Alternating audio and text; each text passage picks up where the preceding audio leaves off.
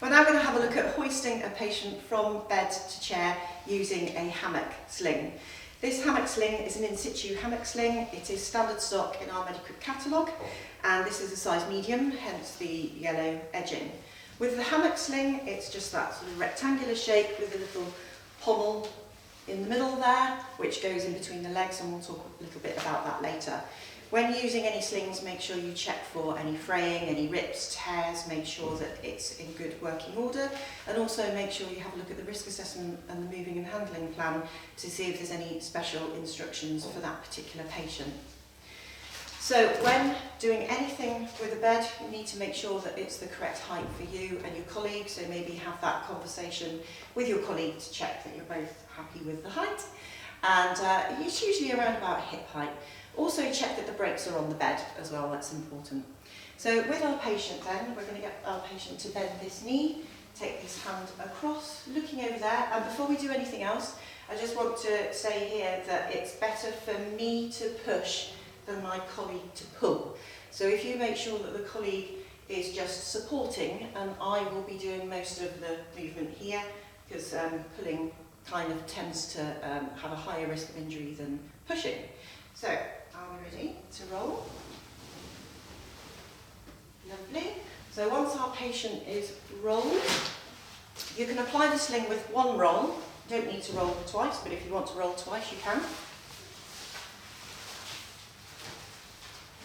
So applying the sling to the shoulder and hip, I'm just making sure I'm bending my knees as I'm doing this. And we're just making sure that the top of the sling is roughly shoulders or roughly where the collar is.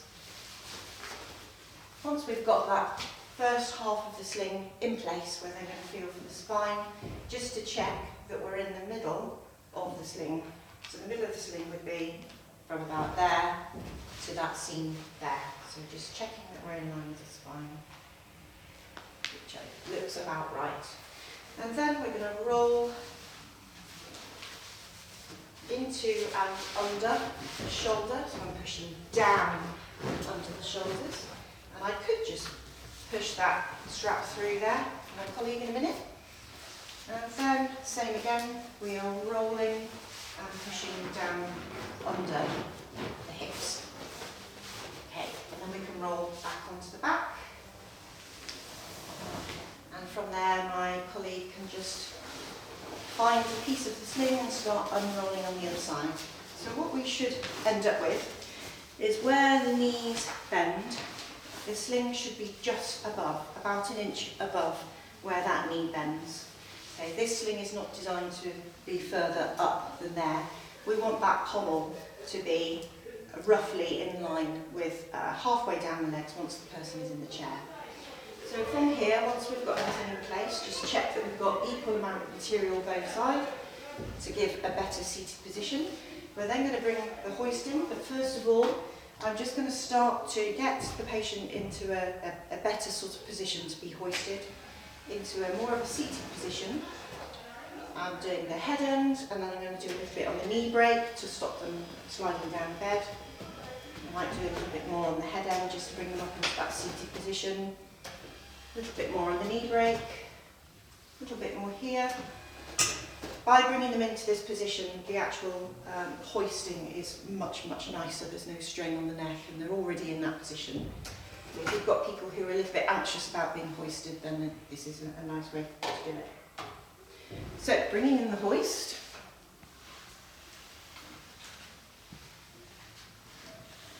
This is one of our standard stock Medi-Equip hoists.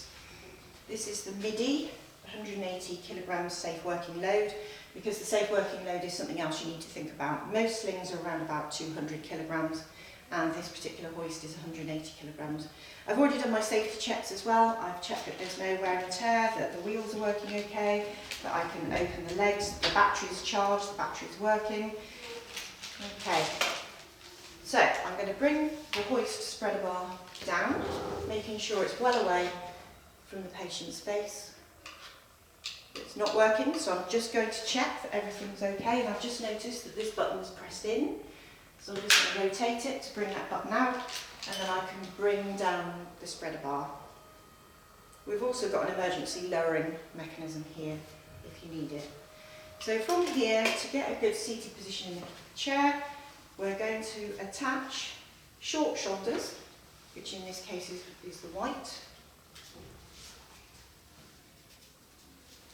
and long legs. But before we put the legs on, we need to thread the legs through this little middle section here. So we're going to go with the hole that's a little bit further down. It doesn't really need to be on that long one. Okay, so that looks like a good position there. So we're going to go long on the legs, making sure, just doing that extra check that the loops are all in place. Patient's got arms across the chest. Then before I go up in the hoist, I'm just going to lower the bed. It's much nicer for the patient to be in contact with the bed for as long as possible. I'm constantly looking at position here, thinking I might just bring the head over a little bit more, make sure that the patient's really comfortable. Keep talking to the patient as well, checking that they're okay.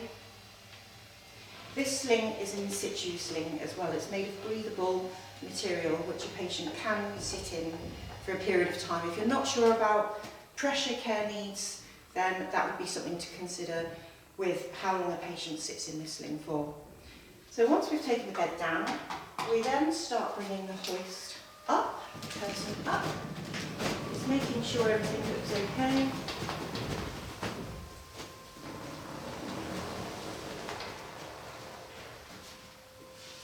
And then I'm going to get my colleague to come around to the side to support the feet.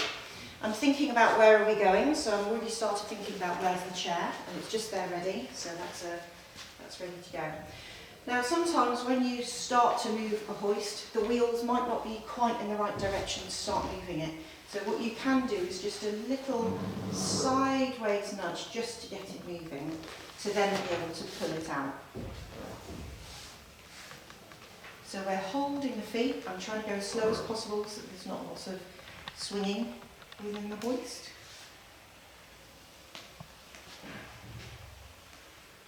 So from here I'm going to open the legs. And then that's probably enough movement with the hoist. So I'm going to get my colleague to help me bring the chair in here. So keeping that fab stance, keeping your back nice and straight with your knees bent. Just bringing in that chair. And then just adjusting the hoist to bring the patient into the chair.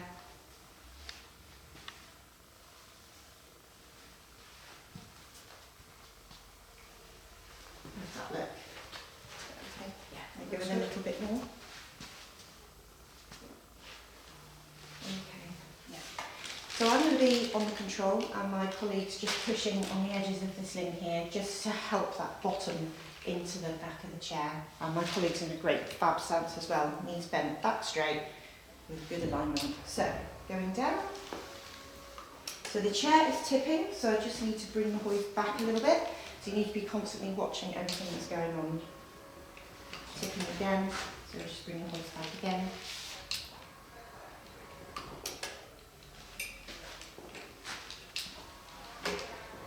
And I'm now thinking about the spreader bar as well, where that is. And once we're down in the chair, you can then start to push away the hoist, bit by bit, to move it away from the patient. When you bring the spreader bar down, I would bring it down to chest height, not face height. It's a little bit less daunting when it's chest height. And then we're just going to undo those straps. And then removing the hoist. And then with the in situ sling, you can, if they have little pockets, you can fold up the straps and just pop them in the pockets, just to keep them out of the way. You don't have to do that, but you do have that there. Looking at this cloth pommel here, it is about halfway up the legs, which is what we want. We don't want this going up into the groin of the person, causing injury. So it's really important that once you've finished the hoisting, that should be halfway up the leg, and then you can just tuck that out away.